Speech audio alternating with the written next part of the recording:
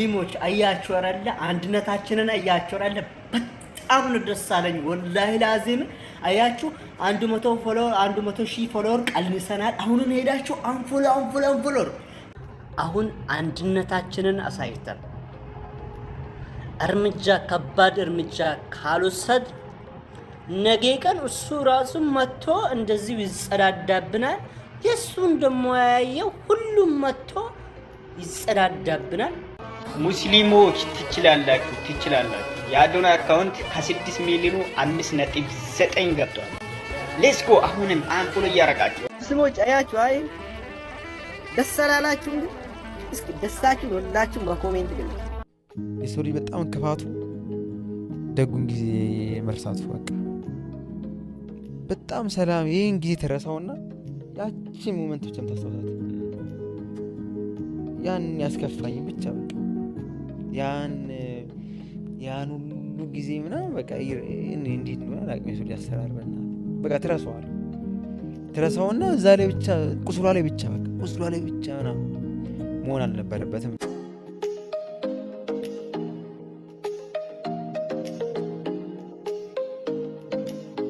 ሰው ኃይል የለውም ልንገራችሁ። ሰው ኃይሉ ራሱ ላይ ብቻ ነው። እሱ ደግሞ ከእግዚአብሔር ጋር ሲገናኝ ነው። ልንገራችሁ፣ ሰው ተንኮለኛ ሲሆን፣ ሰው ቀናተኛ ሲሆን ደካማ ነው። ሁሌም እግዚአብሔር የራቀው ሰው ነው። እሱ ሰይጣን የቀረበው ሰው ነው። ሰይጣን የቀረበው ሰው ደግሞ ለራሱ ደካማ፣ ለሌላ ሰውም ደካማ ነው። ልንገራችሁ ደካማ ነው። ይውህና ድካም ይመስላችሁ ከሆነ ሰው መደገፍ ድካም ይመስላችሁ ከሆነ የሰው ከፍታ ዝቅታችሁ እንደሆነ የምታውቁ ከሆነ ሰይጣን ይኸው ጉብ ብሎላችኋል። ድምጽ ስለ አርሲ ስለሆነ ሙስሊሞች አንዳንድ ኮተቴ ግመል ጠባቂ ምናምን ነው፣ ቁም ነገር ያለው አይደለም። ግመል ጠባቂና እካካሙ አዶናይን አንፎሎ በማድረግ ሪፖርት በማድረግ አካውንቱን አዘጉ። ለአክሱም ድምፅ አልሆነም። እውነቴን ነው። መረጃ አምጣ። አክሱም ላይ ተገደለ ለምትለው መረጃ አምጣ። ብሬጌ መረጃ አምጣ። አክሱም ላይ ተገለዋል፣ መስጊድ ተቃጥሏል፣ ህዝቦች በየቀኑ ይሞታሉ ለምትለው መረጃ አምጣ። የመጀመሪያው መጮል ዮኒ ማኛ ይባላል።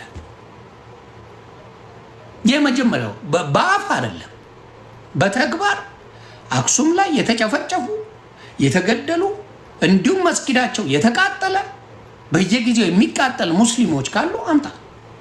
ሰው በራሱ ይፈር ስለሚያፍር ማለት ግን እዚህ ሶሻል ሚዲያ ላይ ሁሉ ጊዜም ጣት የሚጠቀመው አንድ ሰው ላይ ነው። በቃ እንዴ አንድ አርቲስቶች ምናምን የሏችሁም እንዴ? የሆነ የመንግስት አካል ማምና አጠሩም እንዴ? ጥራ የዛ ሂዱና ጥሩ እንጂ አንድ ሰው የሆነ ሴትዮ ድንጋይ አደናቅፋት ወደቀች አይደል? አዶናይ ድረስላት። የሆነ ሰው አዶናይ ድረስላት። የሆነ ቀበሌ እንደዚህ ነው አዶናይ። ኧረ ሼም ኦን ዩ ጋይስ። ናይ ለባቡር ሄር ያደረገውን መቼም እንረሳው ይመስለኛል። የሰብአዊነቱ ማረጋገጫ ነው። የዛሬው ቅሬታ ትናንቱን የነገውን መልካምነት ሊገድለው አይገባም። ዛሬ ባለማወቅና ፕሮግራሞች መደራረብ ድምጽ ለመስጠት ቢዘገይ ይህን ያህል የፎሎ ማንሳት ቻሌንጅ ማስጀመር ተገቢ ነው አልልም። ፎሎወር መቀነስ ሰብአዊነት መለኪያ ሳይሆን በማህበራዊ ሚዲያ ላይ ስሜትን ለመቆጣጠር ምልክት ነው። አዶናይ አክሱም ሙስሊሞች ድምጹን አልሰጠም ማለት ህዝቡ እየተሰቃየ መሆኑን ይደግፋል ማለት አይደለም። መረጃዎች አልደረሱት ይሆናል። መረጃ ከደረሰው ያለ መስራት አይችልም። ምክንያቱም የትኛውም ዜጋ እምነቱ የመከበርና በነፃነት የማምለክ መብት እንዳለው ጠንቅቆ ያውቃልና ለአርሲ ድምጽ የሆነበት መንገድ ላይቭ ላይ በነበረበት ሰዓት ከታች ኮሜንት ላይ ፍትህ ለአርሲ ሲሉት ምንድነው ይሄ ነገር ለወቅና አጣርቼ ድምጽ ሆናለሁ አለ። አጣራው መሰረት ነው ድምጽ የሆነው። ይሄንን ነገር ደግሞ ቻሌንጅ አርጋችሁ ፎሎ ከማንሳት ይልቅ ለሱ እንዲደርሰው አሁንም ድምጽ መሆን ፍትህ ለአክሱም እያላችሁ ብትልኩለት ድምጽ ያለ መሆን ምግደው ነገር የለም። እኔ ለአክሱም ሙስሊም ካለው መረጃ አንፃር ነው አይደል ድምጽ የሆንኩት። እሱ ደግሞ እንደ ተጽዕኖ ፈጣሪነቱ ብዙ ማጣራት ያለበት ነገርም ካለ እውነታው ያለው እሱ ጋር ነው። ስለዚህ ዛሬው ቅሬታ በጎነቱን አንፈገው። አዶናይን ለአክሱም ለምን ድምጽ አልሆንክም ብሎ አንፎሎ ቻሌንጅ ተጀምሯል። እርግጥ እስልምና ወረተኛ አይደለም። በወረት የሚለካ በወረት እንትን የሚል አይደለም። ሲደረግለት ከጎረቤት ጋር መልካም የሚውል ሳይደረግለት ሲቀር የሚገፋ ሃይማኖት አይደለም። ምናልባት ማንም ሰው እምቢ ባለበት ሁኔታ ላይ ለባቡል ኸይር መልካም ነገር ውሎ ባቡል ኸይር ስኬት ላይ እንዲደርስ አድርጓል። የኛ ሙስሊሞች ገንዘብ እየጠየቁ ባቡል ኸይርን ይሄን ፐርሰንት ተጭናለሽ ወይ ያሉ እየተደራደሩባት በነበረበት ሰዓት በነፃ ሄዶ ግን አገልግለዋል። ምናልባት አክሱም ሀገሩ ነው። ነገር ግን የኛ መጅሊስ፣ የኛ አመራሮች፣ የኛ ሰዎች ምን አደረጉ ነው። እስልምና ደግሞ ወረተኛ አይደለም።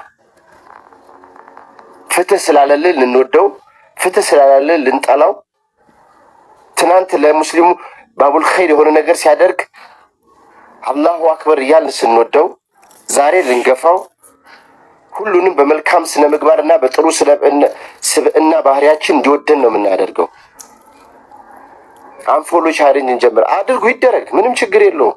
ዛሬ ከጠላ ነው ነገ ደግሞ የሆነ መልካም ስራ ሰራ ልንወደው ጫወለ አንፎሎ ልንጨምር እንችላለን። ግን የኛዎቹ አመራሮች ለአክሱም ሙስሊም ምን አደረጉ ነው? በጣም ብዙ ነገሮች አድርጓል አይደለም? ታዲያ ለምንድን ነው አሁን ሁሉም ቲክታከር መጥቶ አብረውት የሰሩት ቲክታከሮች መጥተው አዶናይ እኮ ጥሩ ስራ ሰርቷል፣ እንዴት በእንደዚህ አይነት ነገር አዶናይ አንፎሎ ቻሌንጅ ሲደረግበት ለምን ዝም ይባላል ተብሎ ለምን አልወሩለትም ነው ጥያቄ። ለምን ለእምነትክ ድምጽ ሆንክ? ለምን ለእምነትክ ቪዲዮ ሰርተህ ድምጽ ሆንክ ተብሎ አንፎሎ ቻሌንጅ? መጥፎ ነገር አልተናገረም ልጁ። እምነት ውስጥ የለበትም፣ ፖለቲካ ውስጥ የለበትም ልጁ። አንዴ ፖለቲካ ውስጥ ለማስገባት ስትጥሩ፣ እምነት ውስጥ ለማስገባት ስትጥሩ ልጁ ግን አይሰማማ። ምንም ብታርጉ እኮ ልጁ አይሰማም። ግን አንድ ነገር አላችሁ እዚህ ጋር ክርስቲያኖች አንድ ላይ ሆነን ይሄ 5.6 ሚሊዮን ገብቶ ነበር ከትናንት ወዲያና ያ ዛሬ ደግሞ አንፎሎ ቻሌንጅ ጀምሯል። ሙስሊሞች ማለት ነው። ሁላችሁ አይደሉም፣ ጥሩ ሙስሊሞች አላችሁ። እውነት ለመናገር በጣም መልካም የምታስቡ ሙስሊሞች አላችሁ። አንዳንዶቹ ግን ራስ ወዳድ ናቸው። ስለዚህ ክርስቲያኖች ብቻ ነው የሚመለከተው ይሄ ቪዲዮ። ፎሎ አድርጉት። ነገር ግን አዶናይ ለአክሱም ሙስሊሞች ድምፅ አለመሆኑ ሙስሊም ጠል ያስብለዋል ወይ? ኩዌስችን ማርክ ነው። መልሳችሁን ለናንተ። እዚህ ጋር የግሌን ሀሳብ ለመናገር እሞክራለሁ። እንግዲህ አዶናይን ሁላችንም እንደምናውቀው እዚህ ሶሻል ሚዲያ ላይ የምናውቀው በጥሩ ጎን ነው።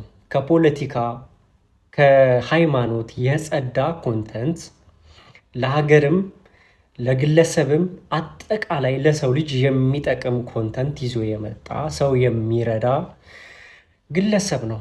አንድ ግለሰብ ከሰሞኑ እንግዲህ 6 ሚሊዮን ሞልቶ ገና ሴሌብሬት አድርጎ ሳይጨርስ በማግስቱ እንግዲህ ወደ 100,000 ፎሎወር ቀንሶ ተገኘ። ምክንያቱም አንፎሎ እናደርገው ቻሌንጅ ስለተጀመረ ማለት ነው። ለምን ድምፅ አልሆንክም በሚል ብዙ ጊዜ እኛ ኢትዮጵያውያን ብዙ የሰራናቸው ከዚህ በፊት የሰራናቸው 1000 ጥሩ ነገሮች ወይ መልካም ስራዎች እያሉ ምናልባት የሰው ልጅ ነው፣ መልአክ አይደለም፣ ሊስት ይችላል፣ ሊሳሳት ይችላል። በአንዲት ጥፋት ደግሞ ከዚህ በፊት የሰራቸውን 1000 መልካም ነገሮችን በዜሮ ለማባዛት መሄድ ወይ ደግሞ ይህን ያለ ርቀት መሄዱ አስፈላጊ አይደለም። ፍትህ ለአርሲ ኦርቶዶክሳውያን ስትል አክሱም ላይ ሙስሊሞች እንደዛ ሲበደሉ የት ነበርክ ይልሃል። ፍትህ ለአክሱም ሙስሊሞች ስትል ትግራይ የጦርነቱ ጊዜ እንደዛ ስትሆን የት ነበርክ ይልሃል። ፍትህ ለትግራይ ህዝብ ስትል አማራ እንደዛ ሲጨፈጨፍ የት ነበርክ ይልሃል። ፍትህ ለአማራ ህዝብ ስትል ኦሮሞ ስንት ዘመን ሲጨቁን የት ነበርክ ይልሃል። ፍትህ ለኦሮሞ ስትል እከሌ እንዲዚዮን የት ነበርክ? አያልቅ። እንደ ሀገር ነው የከሰርነው፣ እንደ ሀገር ነው መዳን ያለብን፣ እንደ ሀገር ነው ፍትህ የሚያስፈልገን፣ እንደ ሀገር ነው የበደልነው። እኔ ፍትህ ለሰው ልጆች ሁሉ ነው፣ ፍትህ ለኢትዮጵያ፣ ፍትህ ለሁላችን። ሁላችንም ደግሞ ይቅርታ መጠየቅ አለብን። ሪሴንትሊ ፍትህ ለአርሲ ኦርቶዶክሳውያን ማንም ያወርደው እሱ ደግሞ እግዚአብሔር ከፍ አድርጎታል፣ በሞገሱ ከፍ አድርጎታል። ገባችሁ አይደል? እናንተ ዝቅ የምታደርጉት ምንድን ነው? ፎሎወርሱን ነው። እሱ ግን ከፍ እንዳለ ማውን ገባችሁ አይደል? እና ምን ለማለት ፈልጌ ነው? እግዚአብሔር ከፍ አድርጎ ማንም ሰው ዝም አያደርገው። ያገኘኋቸው ሰዎች ማለት ነው ለጊዜያዊ መዝናናት እንጂ ለእርዝመት ያለው ጓደኝነት መቆየት እንደማይችሉ ተማርኩኝ። ሰው የዛኔ ነው የወሰንኩት እንግዲህ ማለት ነው አዶናይ ብቻህን ሆነክ ህይወትህን ገንባ፣ ብቻህን ሆነክ ራስህን እያፈቀርክ ከራስህ ጋር ፍቅር ይዞ ህይወትህን ገንባው የሚለው ሲቹዌሽን ላይ ደረስኩ ማለት ነው። ኦኬ ታንክስ ፎር ሊስኒንግ። ናውጣ እኮ ነው የምልህ አንተ። እሺ